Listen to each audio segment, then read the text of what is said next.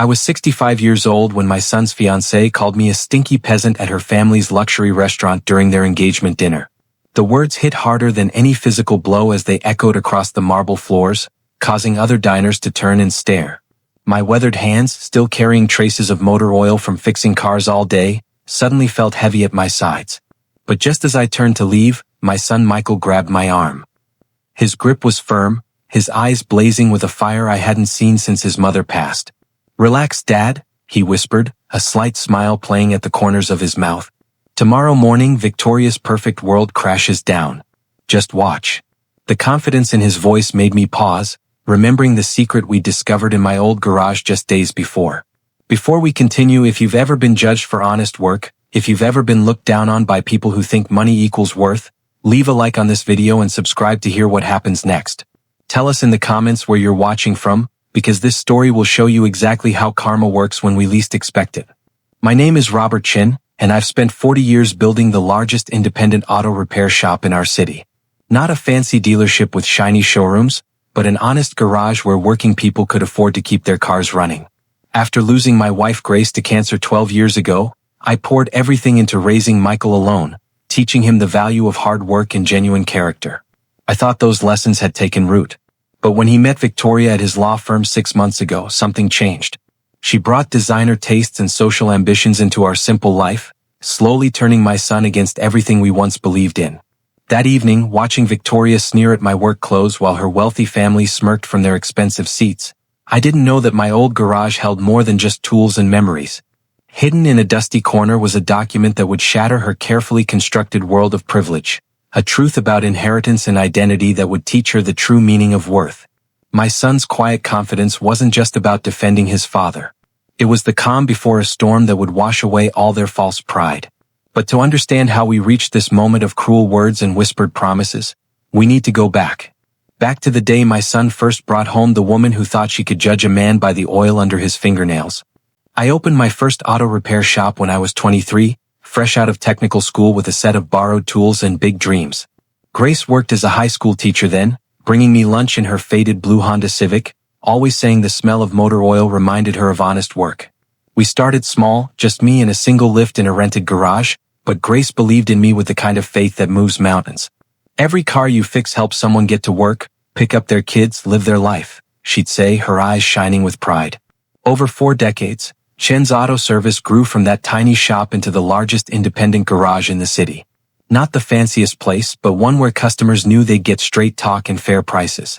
Grace kept our books with the same careful attention she gave her students, teaching me about business management while I taught her about transmissions and timing belts. Together we built something solid, something real. One memory stands clearer than all others, bright as sunlight on fresh paint. Michael was 10, and I was teaching him to change oil on his mother's Civic. Grace brought us cold lemonade in mason jars, the ice cubes tinkling like tiny bells. The summer air carried the mixed scents of motor oil and her favorite jasmine perfume.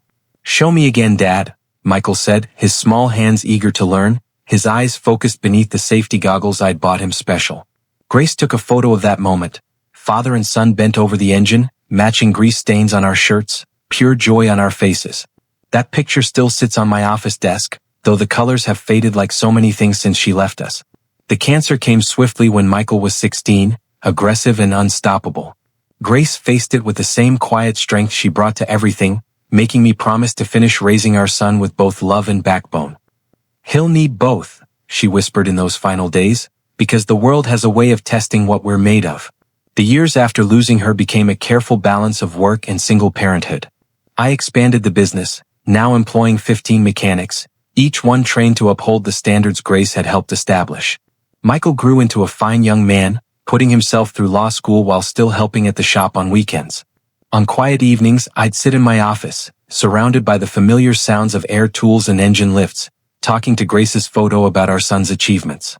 The silence of widowhood never quite goes away, but I filled it with the rhythm of wrenches turning and the satisfaction of helping people keep their lives moving forward. My customers became friends, bringing me holiday cookies, sharing photos of their kids growing up, trusting me with their vehicles and their stories. It wasn't the same as having Grace beside me, but it was a different kind of fullness. Life settled into a comfortable pattern of early mornings and honest work. I had my routine. Coffee at sunrise, managing the shop during the day, reviewing invoices at night while watching old movies Grace used to love. Sometimes Michael would join me for dinner, now wearing tailored suits but still able to spot a bad timing belt from across the garage.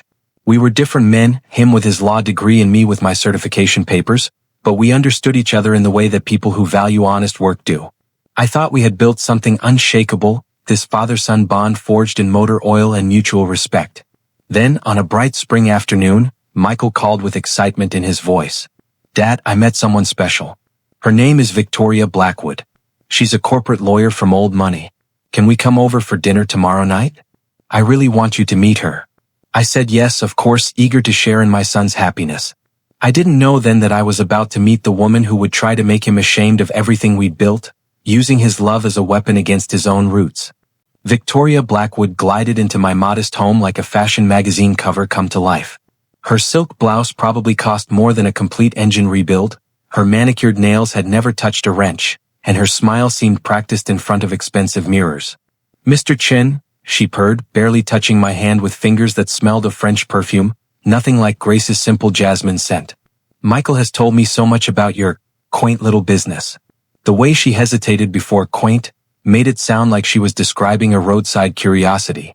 I had spent the afternoon preparing Grace's special dumplings, setting the table with our best dishes, the ones we saved for Lunar New Year. Michael seemed different already, watching Victoria's reaction to everything instead of relaxing in his childhood home. He kept adjusting his tie, something he'd never bothered with during family dinners before.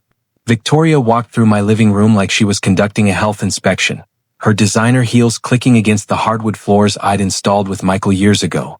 "Such interesting choices," she murmured, running a finger along the family photos. "Though I suppose it has a certain working-class charm. Michael mentioned you're still getting your hands dirty in that garage? At your age?" The question carried hidden thorns, like a rose bred more for show than substance. The changes in Michael became more noticeable as dinner progressed. When I started telling the story of his first car repair, a brake job we did together when he was 12, he quickly changed the subject to Victoria's recent court victory. "Dad's stories can get a bit blue-collar," he said, using words that had never been part of his vocabulary before. Victoria dominated the conversation, dropping names of judges and CEOs, describing the multimillion-dollar cases she handled. "Of course," she said, picking at the dumplings like they might bite, "in my world we focus on corporate law. Not that there's anything wrong with fixing cars." Just before dessert, Victoria excused herself to use the bathroom. I heard her opening drawers and cabinets, not even trying to hide her snooping. When she returned, her questions took a calculated turn. "This property must have decent value now with the new development nearby. Have you considered selling? Michael mentioned you're not much for retirement planning." Her words dripped honey, but her eyes measured everything like items at an estate sale. Michael jumped in before I could respond. "Dad's not interested in selling, Victoria. This is our family home." But the way he said it sounded uncertain, as if he was already seeing the house through her eyes instead of his heart. As they prepared to leave, Victoria paused in the doorway, her smile never reaching her eyes. "We should discuss upgrading your business model, Mr. Chin. I have connections who could transform it into a proper dealership. Maybe make it more presentable for when Michael takes over." After they left, I sat in my garage office, running my hands over the smooth metal of Grace's old toolbox, the one she'd given me when we first opened the shop. The air still smelled of honest motor oil and hard work, but something else lingered now, an unsettling scent like expensive perfume covering rust. Michael had left his old work gloves on my desk, something he'd never done before. They sat there like a small sign that things were already changing, that my son was slowly being rebuilt according to someone else's blueprint. In the quiet of my garage, surrounded by the tools and equipment that had helped me keep thousands of families safely on the road, I couldn't shake the feeling that Victoria Blackwood wasn't just changing Michael's career path. She was systematically dismantling every solid thing I'd ever built in my son's life, starting with his respect for honest work and simple values. The first incident happened at Michael's law firm's celebration dinner. I had spent weeks restoring his first car, a 1965 Mustang we'd rebuilt together during his high school years. When I drove it to the restaurant wearing my cleanest work shirt, the valet stopped me at the entrance. "Service entrance is around back, sir." Before I could explain, Victoria appeared in her designer dress, her smile tight with embarrassment. "Oh, Mr. Chin, we thought we mentioned, this is a black tie event. Perhaps you could bring that Vintage vehicle another time? Michael stood behind her, adjusting his bow tie, avoiding my eyes. Dad, maybe save it for a casual day? I drove home with the Mustang's engine purring sadly, telling myself they were just maintaining professional appearances. That night, I sat in the garage, polishing the car's chrome trim, trying to convince myself that good intentions sometimes wore uncomfortable suits. The second cut came during a Sunday afternoon when Michael usually helped at the shop. For 15 years, he'd spent weekends teaching younger mechanics, sharing the skills we'd built together. But Victoria announced they had country club obligations instead. Networking is crucial for partner track, she said during a brief phone call. Michael needs to mingle with the right social circle. When I mentioned a long-time customer needed legal advice, her laugh felt like ice on metal. Oh no, Michael doesn't handle those kinds of cases anymore. We can refer them to a more suitable attorney. Michael added quickly, maybe they can find help at the legal aid office, Dad? I spent that Sunday alone in the shop, doing oil changes and tire rotations, staring at the empty bay where Michael used to work. I told myself they were building their professional future. But Grace's voice in my memory whispered that futures built on forgotten foundations rarely stand straight. The final wound cut deepest. I had stopped by Michael's office to surprise him with lunch, carrying his favorite dumplings from the Chinese restaurant where we'd celebrated every victory since his first case win. The receptionist's eyes widened when she saw my work uniform, grease still fresh from a morning break job. Deliveries use the service elevator, sir. Before I could respond, I heard Victoria's voice around the corner, talking to what sounded like potential clients. Of course, Michael comes from a more modest background, but he's completely reinvented himself. You'd never know his father still works with his hands. My son's laugh, agreeing with her words, felt like a wrench slipping and skinning knuckles. Dad's old school, still thinks success means dirty fingernails. I set the lunch bag on the receptionist's desk and walked out, my steel-toed boots suddenly feeling heavy as engine blocks. In my truck, I found myself talking to Grace's memory. Maybe we raised him wrong, honey. Maybe we should have taught him to value clean hands over clean conscience. That evening, I stood in my garage, surrounded by the tools and lifts that had always brought me peace. On my phone, social media showed pictures of Michael and Victoria at charity galas and wine tastings, his arm around her waist, both of them polished to a shine that made my world look dull in comparison. The photos had captions about elevating standards and rising above origins. My son, who once took pride in fixing engines alongside me, now posed in tuxedos beside people who thought manual labor was something to escape. The distance between us wasn't measured in miles, but in the growing shame he seemed to feel about his roots. I touched the smooth metal of Grace's old toolbox, wondering if they'd even want these tools when I was gone, or if they'd consider them too working class for their polished new world. The garage suddenly felt too quiet, too empty, like an engine after the key turns off, leaving only cooling metal and fading warmth where life used to pulse. The engagement announcement came on a quiet Sunday evening when Michael visited my garage unexpectedly.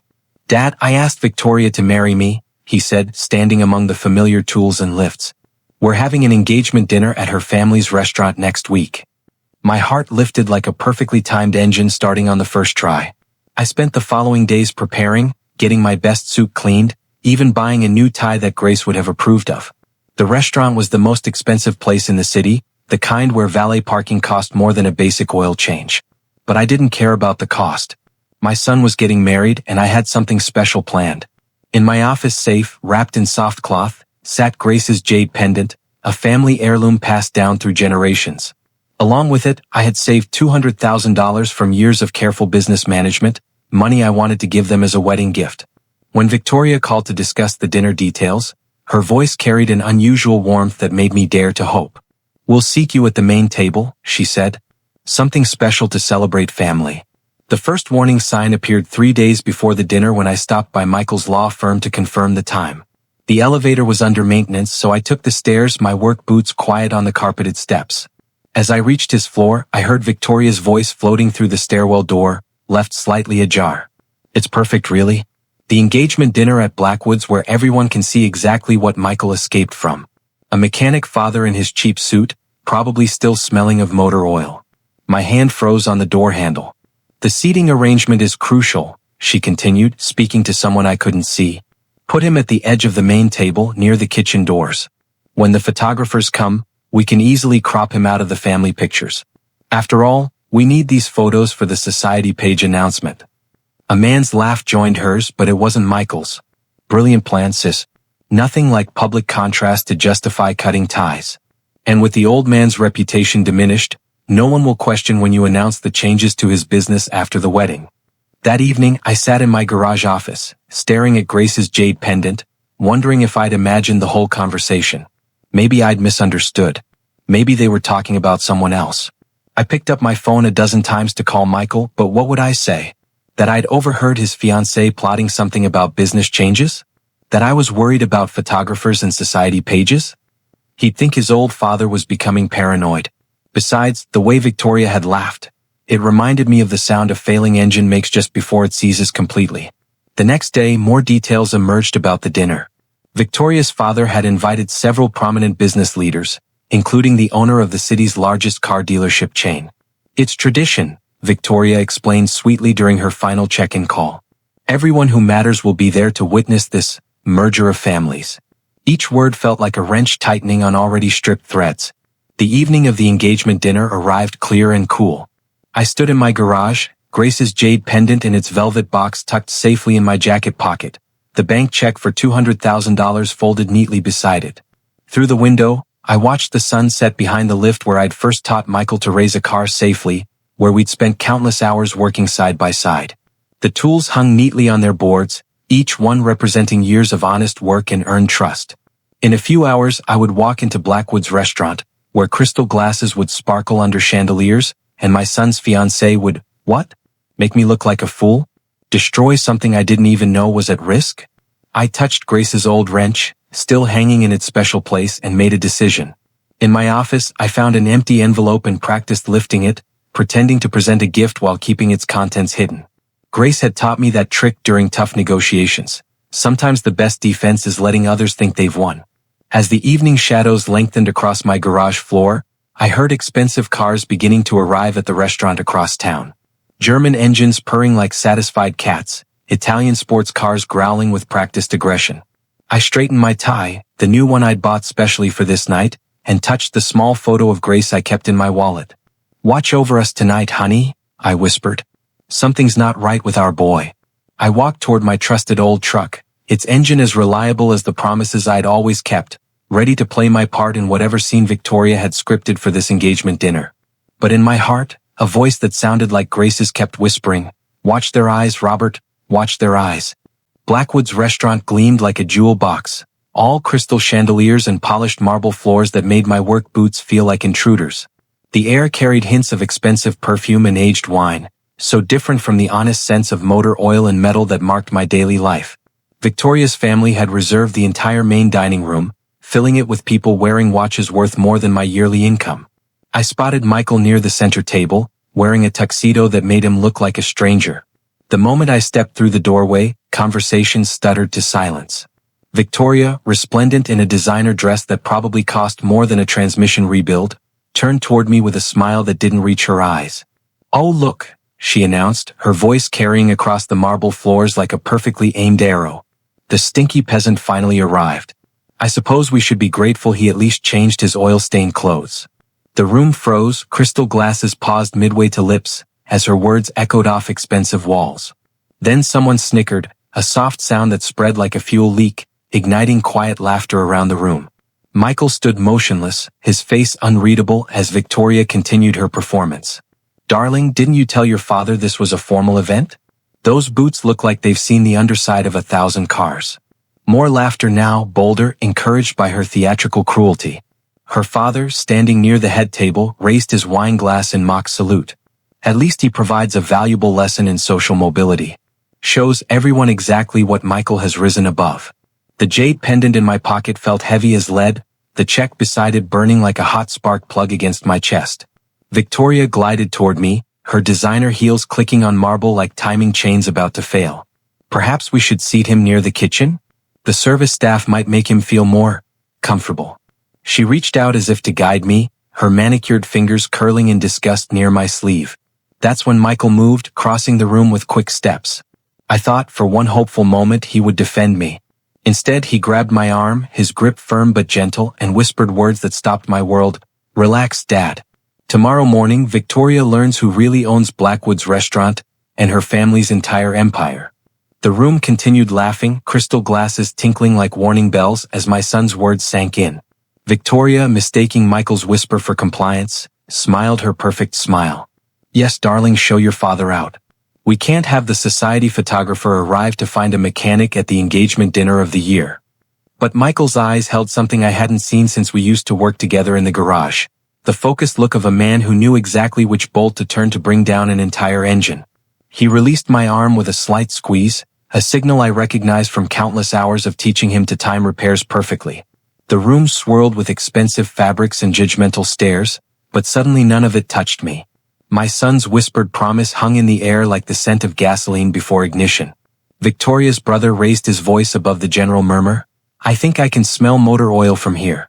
How authentic. More laughter, more raised glasses, more smirks from people who thought they were witnessing my humiliation. I turned without a word, my steel-toed boots silent on marble as I walked toward the exit. Behind me, Victoria's voice carried one final barb. "See, Michael? This is why we needed to accelerate our plans for his little garage. Some people simply don't belong in our world." The night air hit my face like a cooling breeze on overheated metal as I stepped outside. In my truck, I sat watching the restaurant's golden lights illuminate the wealthy crowd through floor-to-ceiling windows. My son remained inside, playing his part in whatever game he had orchestrated. The jade pendant stayed in my pocket, Grace's final gift waiting for a moment Victoria couldn't taint. As I started my truck's engine, its faithful rumble drowning out the echoes of cruel laughter, something inside me shifted like gears changing under load. The father who would accept disrespect for his son's happiness died in that seat. In his place sat a man who finally understood. Sometimes the truest act of love is letting your child show you who they really are, and then watching them deliver justice in their own time. I drove away from Blackwood's restaurant, leaving behind not just an engagement dinner, but a lifetime of making excuses for people who had none for me. Tomorrow, Michael had promised, would bring a reckoning. And for the first time in years, I felt Grace's presence beside me, smiling that knowing smile she always wore when justice was about to be served. I drove home in complete silence, the familiar rumble of my truck's engine matching the thunder in my heart. The garage stood dark and welcoming, its oil-stained concrete floors more honest than any marble. I hadn't even removed my jacket when Michael's text arrived. "Check the hidden compartment in Mom's old toolbox. The one where she kept her special wrenches. Everything you need to know is there."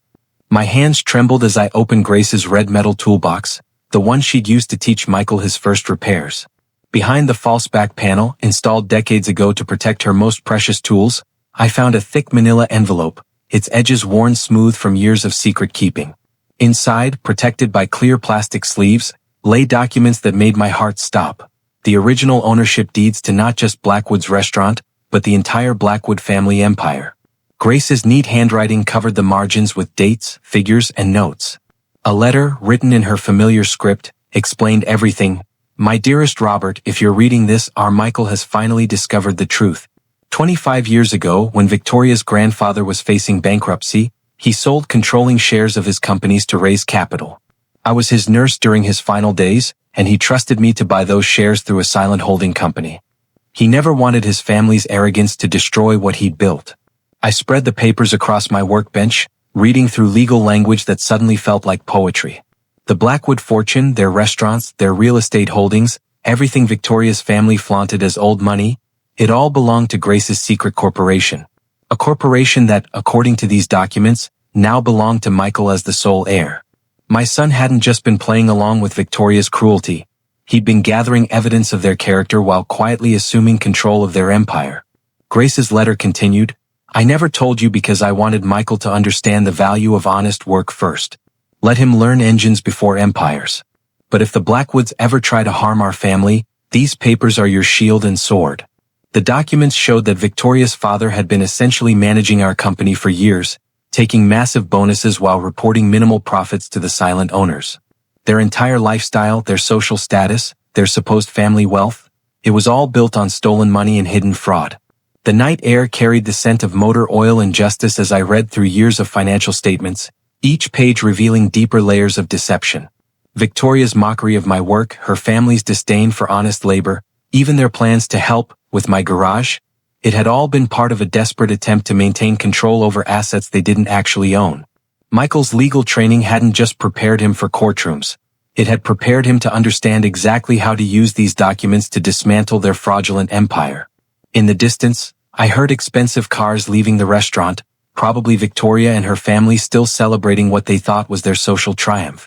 The jade pendant sat forgotten in my pocket as something harder, colder, and more powerful took shape in my hands. Grace hadn't just left us a business empire, she'd left us the perfect tool to teach the Blackwoods about true worth. I carefully returned the documents to their hiding place, but kept one page out, a single sheet showing Victoria's father's signature on a fraudulent financial statement. The paper was just ink and legal jargon, but in my hands it felt like a perfectly calibrated torque wrench, ready to strip away decades of false pride with one precise turn. As the first light of dawn painted my garage in shades of gold, Michael arrived with Tom Zhang, his law school mentor and our family's trusted friend for 30 years. The three of us gathered around my workbench, coffee steaming in Grace's old mugs, while Michael laid out what he'd discovered. Victoria's father has been embezzling millions each year, he said, spreading financial documents across the oil-stained surface.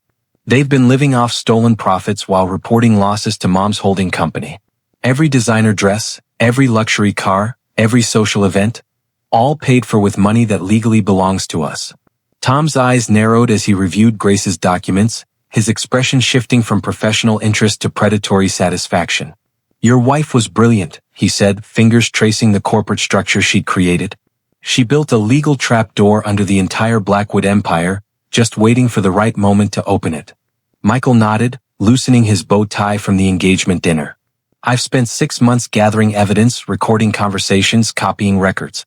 Victoria's family has no idea that every time they mocked Dad's garage, they were insulting the man who actually owns their supposed fortune. Tom's laptop hummed as he pulled up corporate law statutes. This is beautiful, he murmured. Grace didn't just buy controlling shares, she created a cascading ownership structure. Every property they've acquired using company funds, every business they've started with stolen profits. It all belongs to her holding company. And now to Michael. He outlined our strategy. First, an emergency board meeting called by the majority shareholder, followed by a full audit of their financial misconduct. By noon tomorrow, their access to all accounts will be frozen, he promised. By dinner, their credit cards will stop working. Michael added his own revelations. I've documented everything. Victoria's plans to seize Dad's garage, her father's fraudulent reports, even recordings of them discussing how to hide profits from the silent owner they've never met. I was gathering proof, waiting for them to show their true character. When Victoria started that scene at dinner, his voice trailed off, emotion finally cracking through his professional facade. Dad, I'm sorry. I should have warned you. But we needed them to act naturally, to demonstrate exactly who they are in front of witnesses. Tom began preparing legal documents, his printer humming like a well-tuned engine. Robert, he said, looking up from his work, you realize this isn't just about stopping their fraud. With these records, we can demand repayment of every stolen dollar, every hidden profit, every fraudulent bonus. We're talking about millions in damages, possible criminal charges, and complete social destruction. The numbers hung in the air like exhaust in a closed garage, but it wasn't the money that made me smile. It was knowing that Grace, my quiet, wise Grace, had seen this coming. She built a legal fortress around our family's future, knowing that someday someone would mistake our humility for weakness. Michael's phone buzzed with messages from Victoria, each one more demanding than the last, asking why he'd disappeared after I left the restaurant. She has no idea, he said, a cold smile playing at his lips.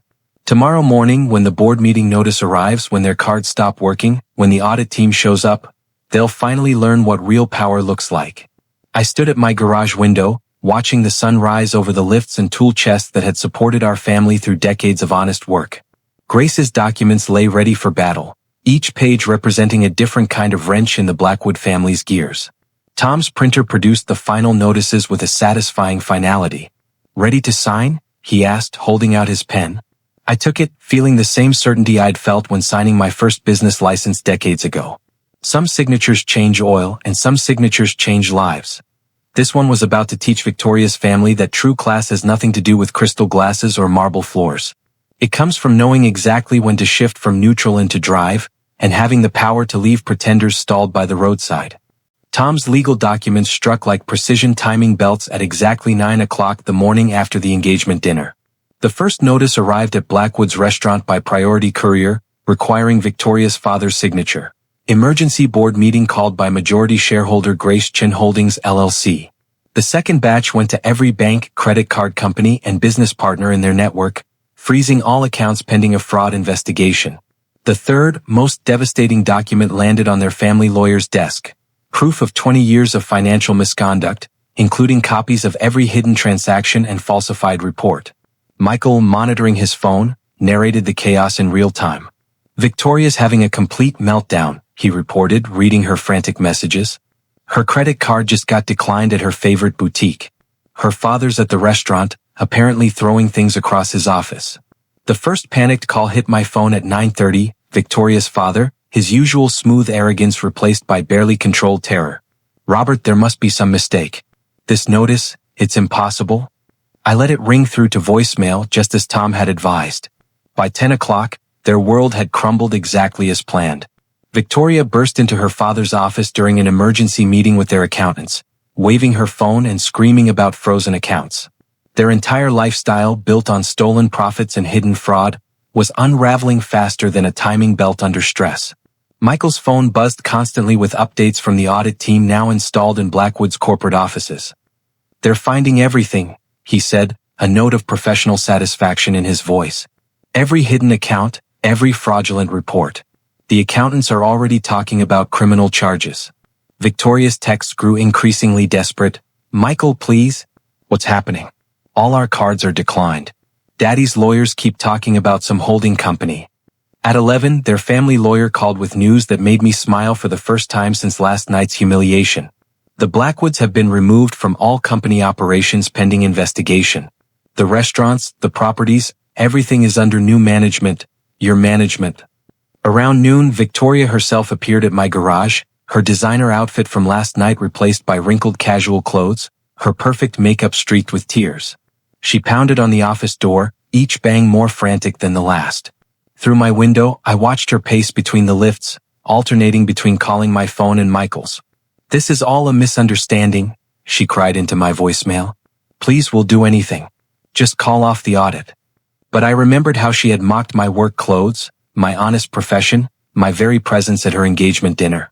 Her tears now meant as little to me as my dignity had meant to her. Michael, sitting beside me in the office, ignored her calls with the same precision I'd taught him to use when diagnosing engine problems. By 1 o'clock, their entire carefully constructed facade had collapsed like an engine running without oil.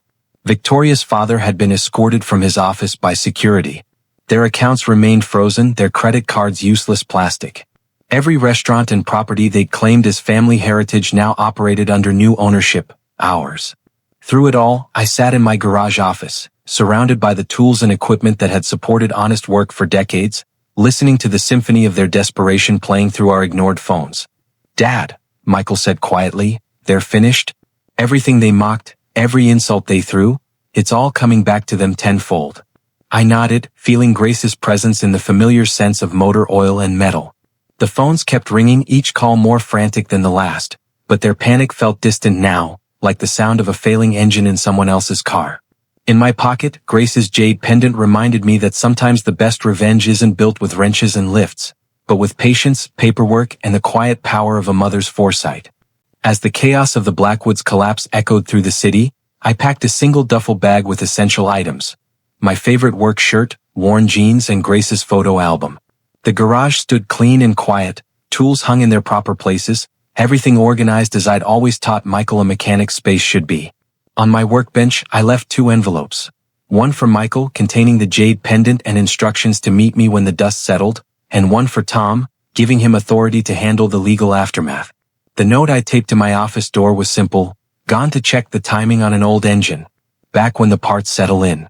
Victoria's family wouldn't understand the message, but Michael would remember the small cabin Grace and I had built near Lake Michigan, where we'd restored classic cars during summer weekends.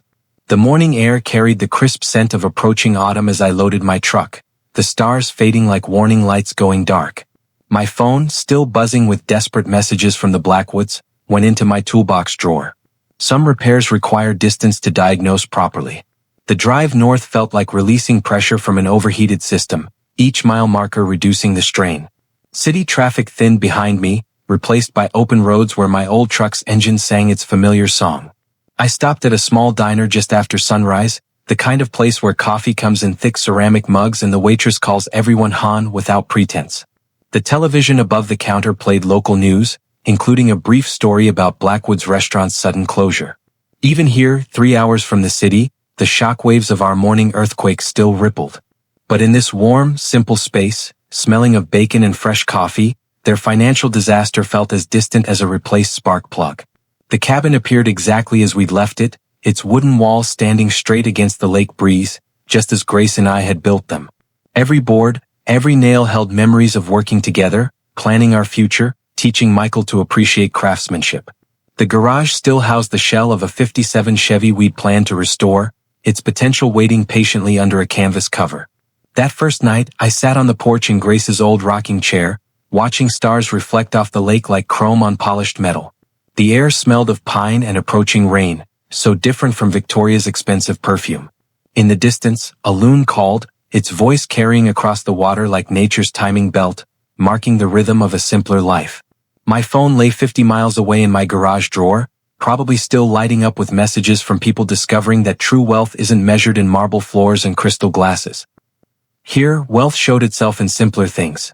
The solid feel of hand-built walls, the warmth of a fireplace stocked with what I'd split myself, the deep quiet of a night unmarred by social complications. I pulled Grace's last letter from my pocket, reading it once more by lamplight. Her words about protecting our legacy felt different here, where we'd first dreamed of building something lasting. Tomorrow I would check the Chevy's engine, maybe start planning its restoration, the kind of honest work that leaves your hands dirty but your conscience clean. In my mind, I could picture the chaos unfolding back in the city, Victoria's family facing federal auditors, their empire crumbling, their social status evaporating like morning dew on hot metal. But here, in this place Grace and I had built with love and honest labor, their problems felt as insubstantial as exhaust fumes in open air. Michael knew where to find me when the time was right. Until then, I had an engine to rebuild, quiet to keep, and peace to rediscover. The rain began falling, its gentle rhythm on the roof matching the beat of waves against the shore, washing away traces of city life just as time would eventually cleanse the stains of betrayal. Some distances aren't measured in miles, but in the space between who people pretend to be and who they really are. I had chosen my space, this cabin, this lake, the simple truth of things built to last. After a week of peaceful exile at the lake cabin, I finally drove into the small town nearby to check my messages at the local diner. Betty, the waitress who'd been serving coffee there for 30 years, handed me a thick envelope that Michael had sent care of the diner's address. Inside was a newspaper clipping from back home, and as I read it over my morning coffee, the taste of justice was sweeter than Betty's homemade pie. The Blackwood Empire had completely imploded. Their restaurants, once the symbol of old money prestige, now stood empty with under new management signs in the windows. Federal investigators had uncovered decades of financial fraud, leading to criminal charges against Victoria's father. But the real earthquake was happening in Victoria's perfect world. Michael's detailed letter painted a picture of total collapse. Her social media accounts, once filled with designer clothes and charity galas, had gone dark after former friends started commenting about fraud family and fake heiress on her posts. The country club had revoked their membership, citing ethical concerns about their business practices. The karma continued to unfold in Michael's careful handwriting. Victoria's brother, who had smirked through my humiliation at the engagement dinner, faced potential prison time for his role in destroying financial records. Their mother had been asked to resign from 3 charity boards, her presence now considered toxic for fundraising. Every luxury car had been repossessed, every credit card canceled, every property seized by auditors. Even their lawyers had withdrawn representation, citing irreconcilable conflicts of interest. But the most satisfying detail was about Victoria herself. She had apparently shown up at Michael's office, wearing last season's clothes and smudged makeup, begging him to intervene. The audit team found everything, she had cried. They know about the hidden accounts, the false reports, even Daddy's secret offshore transfers. Michael, please, make your father stop. My son, showing the backbone I'd always known he had simply replied, stop what? The natural consequences of your own actions. Betty brought me a second cup of coffee as I read about the criminal investigation expanding to include tax evasion and securities fraud.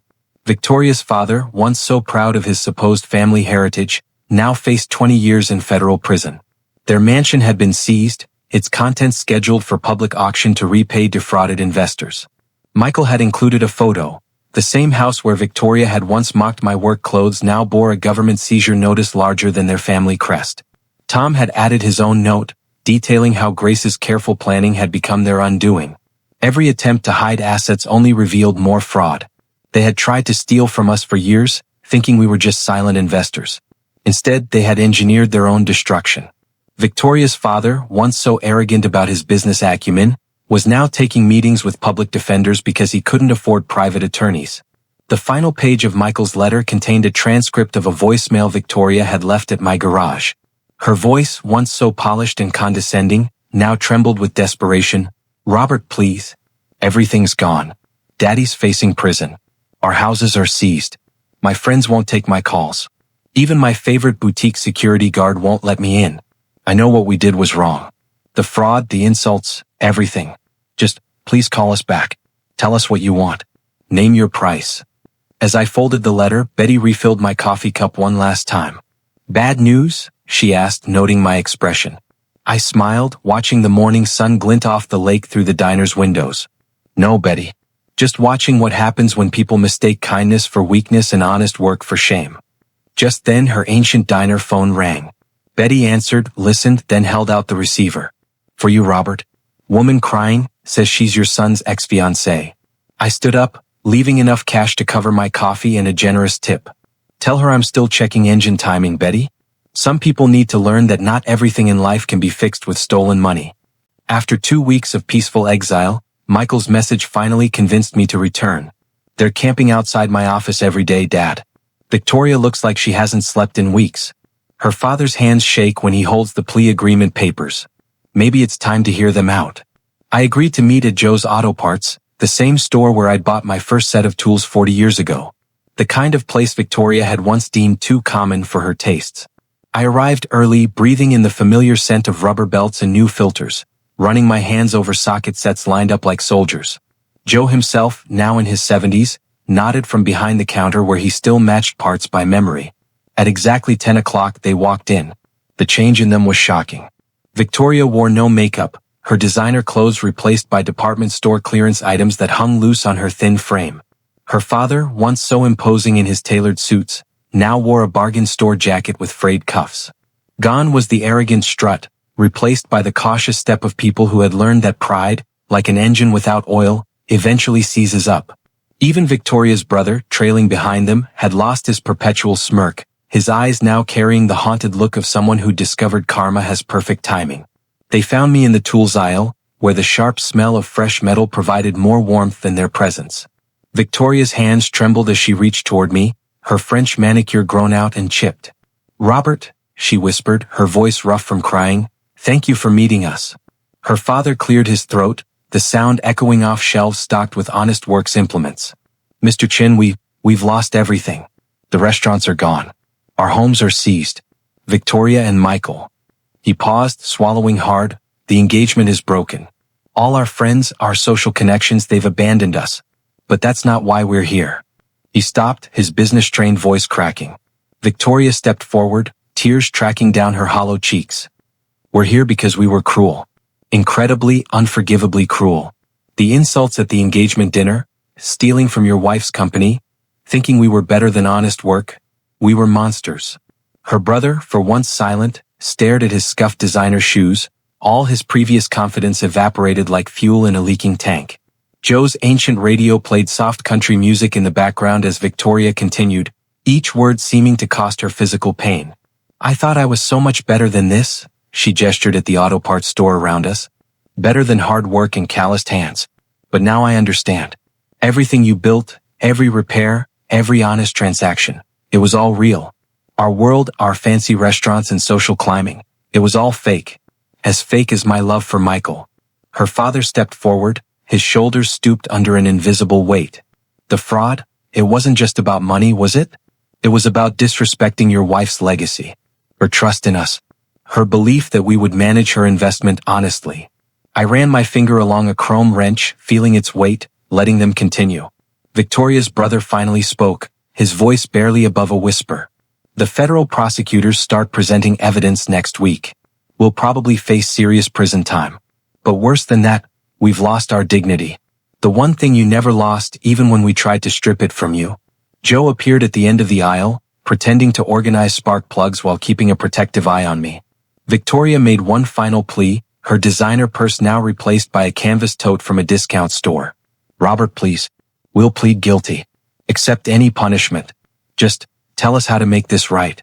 Her father added, his voice heavy with defeat. We know we can never repay what we stole. Not just the money but your family's trust.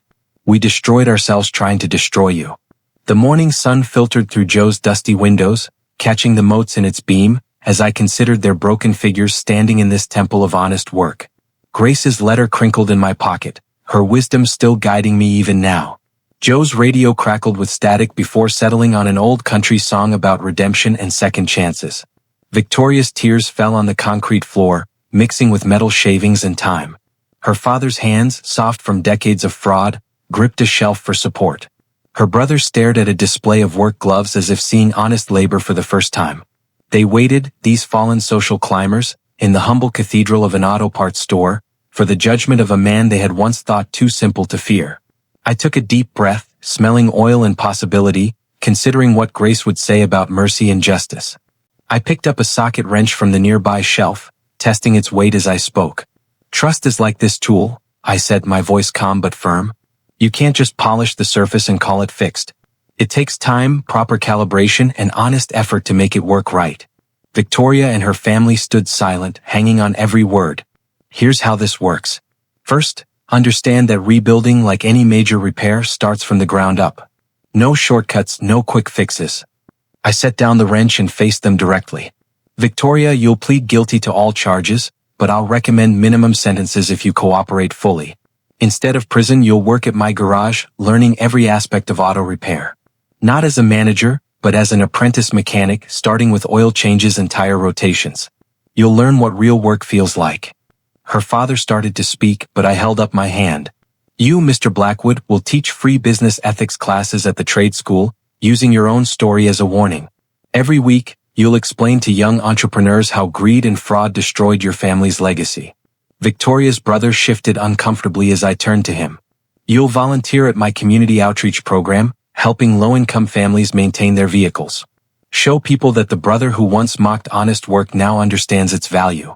I pulled Grace's letter from my pocket, letting them see it but not touch it. My wife knew this day might come. She protected our assets not to punish people but to teach them. Now it's your turn to learn. The terms continued, each one designed not to humiliate but to rebuild.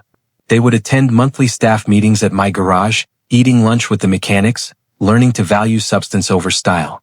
They would help with our charity repair program, fixing cars for struggling families.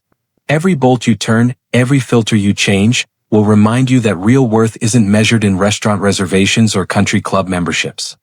Victoria wiped tears with her sleeve, no designer handkerchief in sight. The legal consequences will proceed, but if you follow these terms, if you demonstrate genuine change through actions not words, then maybe we can build something new from these ruins. The morning light filtered through Joe's shop windows as they absorbed my conditions. One more thing, I added, picking up a set of mechanics gloves from a nearby shelf. Every Christmas Eve, instead of fancy parties and social climbing, you'll help me repair cars for families in need. We'll work through the night if necessary, creating something real, something that helps others. I handed the gloves to Victoria's father, whose manicured hands had never known honest labor. Your choice. Accept these terms and start rebuilding, or face the full consequences of your actions alone. They stood silent among the parts and tools, surrounded by the honest smell of rubber and metal. Finally, Victoria spoke, her voice carrying none of its old artificial polish. We accept. All of it. Not because we have to, but because we need to. Her father nodded, holding the work gloves like they were made of gold. You're offering us something more valuable than the empire we lost. You're offering us a chance to learn what real success means. Her brother, for once humble, added quietly, we don't deserve this opportunity. No, I agreed, you don't. But Grace believed in second chances, as long as they're earned with sweat and sincerity. They nodded, understanding that this wasn't just a set of conditions. It was a blueprint for rebuilding their souls, one oil change at a time. 1 year after that meeting at Joe's Auto Parts, I stood in my garage on Christmas Eve, watching Victoria roll under a lifted Honda Civic, her once manicured hands now stained with honest grease. Her father sat at the service desk, patiently explaining maintenance schedules to a young mother struggling to keep her old car running. The night air carried the sharp scent of winter and motor oil as we prepared for our annual tradition: free repairs for families in need. Victoria's brother was already checking tire pressures and fluid levels, his former arrogance replaced by the focused expression of someone who had discovered the satisfaction of helping others. Through my window, I watched Michael guide his ex-fiancée through a brake pad replacement, their interaction showing the professional respect of people who had found better versions of themselves. The past 12 months had tested them exactly as I'd intended. They'd worked hard, learned deeply, and faced their consequences without complaint. Victoria had mastered basic repairs with surprising dedication, finding pride in solving mechanical problems rather than social climbing. Her father, now known around the garage as the ethics teacher, had earned respect by sharing his cautionary tale with young business students. Inside, my garage hummed with the sound of air tools and quiet conversation. Christmas lights strung across the lifts cast a warm glow over toolboxes and work areas. The waiting room, where Victoria had once refused to sit, now held plates of homemade cookies she'd brought for customers. Michael managed the shop's legal affairs, but spent evenings learning repairs alongside everyone else, understanding that true leadership means knowing every aspect of your business. They lived modestly now, working regular hours, discovering that satisfaction comes from creating value rather than displaying wealth. Tonight, they worked together on an elderly couple's car, their quiet conversation punctuated by questions about proper torque settings and part specifications. Victoria's father, reviewing repair orders with the same attention he once gave to fraudulent reports, had found peace in honest bookkeeping.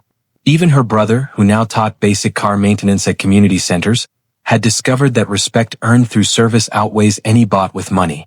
As midnight approached, I watched them all working in my garage, their faces lit by work lights and purpose. They weren't the same people who had sneered at honest labor a year ago. These were people who had been stripped down to bare metal and rebuilt, like engines after catastrophic failure, stronger for the overhaul. Victoria caught my eye and smiled, a real smile that reached her eyes as she successfully completed her first solo brake job.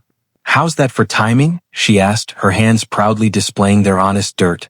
"Grace would have approved," I said quietly, and for the first time mentioning my wife's name in front of them felt right.